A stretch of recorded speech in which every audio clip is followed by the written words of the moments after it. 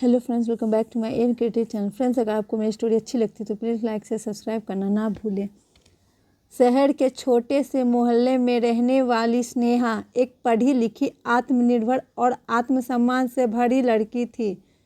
उसके माता पिता ने उसे हमेशा यही सिखाया था कि ज़िंदगी में आगे बढ़ने के लिए अच्छे साथी का चुनाव बहुत ज़रूरी है।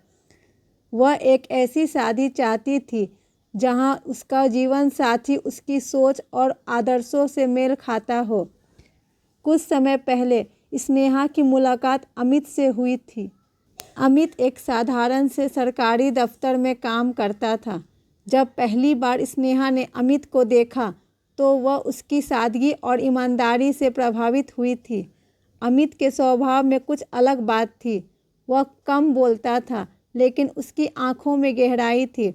बातचीत के दौरान उसने बताया कि वह एक सरकारी क्लर्क है। स्नेहा को यह सुनकर हल्का झटका लगा। उसने सोचा था कि वह किसी उच्च पद वाले अफसर से शादी करेगी जो समाज में सम्मान और रुतबा रखता हो। धीरे धीरे उनकी मुलाकातें बढ़ी।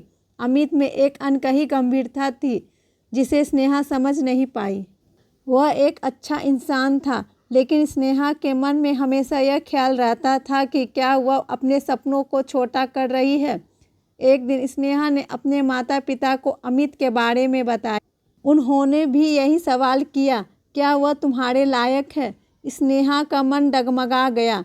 उसके मन में अमित के लिए सम्मान था, लेकिन प्यार से ज़्यादा महत्वाकांक्षाएं हावी हो गई। उसने अमित से साफ साफ कह दिया, तुम एक अच्छे इंसान हो, लेकिन मैं तुमसे शादी नहीं कर सकती। अमित ने कोई सवाल नहीं किया। उसने बस मुस्कुराकर कहा, जो भी हो, मैं तुम्हारे फैसले की कद्र करता हूँ।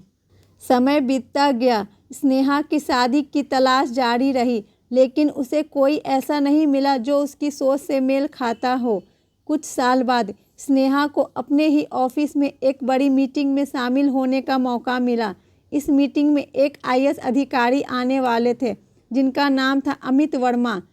जैसे ही वह ऑफिस पहुंची, उसकी नज़र उस अधिकारी पर पड़ी। उसकी आंखें फटी की फटी रह गई। सामने वही अमित खड़ा था, जिसे उसने कभी क्लर्क समझकर छोड़ दिया था। अमित अब तक एक प्रतिष्ठित आईएएस अधिकारी था। वह आत्मविश्वास से भरा हुआ था। उसकी शख्सियत में वही शालीनता थी, लेकिन अब उसमें एक गजब का रुतबा भी था। मीटिंग के बाद जब सभी चले गए, स्नेहा ने हिम्मत जुटाकर उससे बात की। अमित, तुमने बताया क्यों नहीं कि तुम आईएएस की तैयारी कर रहे हो?